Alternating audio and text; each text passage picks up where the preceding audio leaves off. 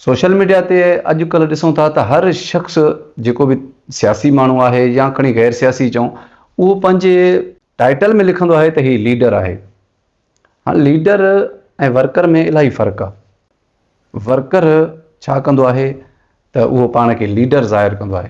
हाणे तव्हांखे त ख़बर न आहे, तव्हां सॼी ज़िंदगी जिन्हनि माण्हुनि खे लीडर सम्झंदा आया आहियो त तव्हां इहो सम्झो था त लीडर हमेशह कुझु ॾींदो आहे, पर ॾींदो छा आहे?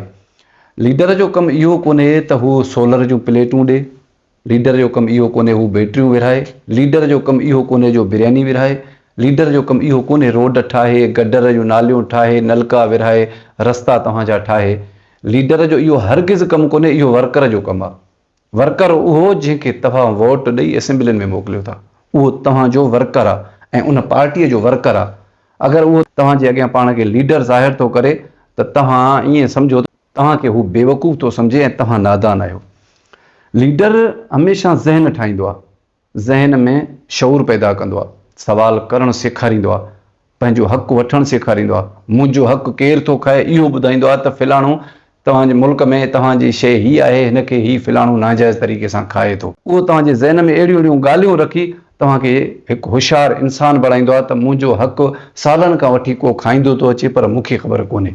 उन जा अलॻि अलॻि उहो तरीक़ा था कनि। तव्हांजे तक में को MP MN हिकिड़े दफ़े बीठो, उन कमायो, उन इलेक्शन खटी, असेंबलियुनि में वञी उन पंहिंजे लाइ माल ठाहियो। हाणे तव्हां सोचो था त हीउ माण्हू वरी असांजे तक में आयो, तव्हांखे ऑलरेडी उन ते कावड़ हूंदी त हिन अॻे दफ़े असांजो कमु न कयो। हाणे उहे वर्कर छा कंदा आहिनि, पार्टी वारा छा कंदा आहिनि, तव्हांजे तक में वरी ॿियो माण्हू बीहारींदा। तव्हांखे इहा शइ यादि हूंदी त 75 साल हिन असांजे मुल्क खे 76 साल थिया आहिनि त ईअं ई थींदो आयो आहे त हमेशह तक जा माण्हू MP MN उहे चेंज थींदा रहंदा आहिनि, छो जो उन्हनि खे ॻाल्हाइण जो मौक़ो मिलंदो आहे त मां कोन हुउसि, माना मां हुजां हा त तव्हांजे लाइ मां कमु कयां हा, मां ॿिए तक में हुउसि, माना ॿिए तक मां बि हिन बि कमु न कयो, उतां भॼी अची वरी हिन तक ते बीठो। इन जे करे तव्हांखे ज़हन में इहा ॻाल्हि हुजणु खपे दादा, लीडर जेको आहे उहो मामूली न आहे हूंदो।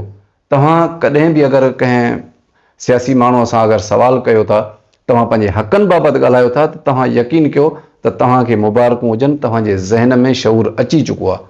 तव्हांजी ॻाल्हि ॿुधी थी वञे न ॿुधी थी वञे उहा अलॻि ॻाल्हि आहे, उहा अलॻि बहस आहे, पर तव्हां अगरि सवाल करणु सिखो था त तव्हां असांजे वोट ते चढ़ी तव्हां कामयाबु थिया आहियो, तव्हां असेंबलियुनि में पहुता आहियो, तव्हां पैसो कमायो आहे, तव्हां बजट खई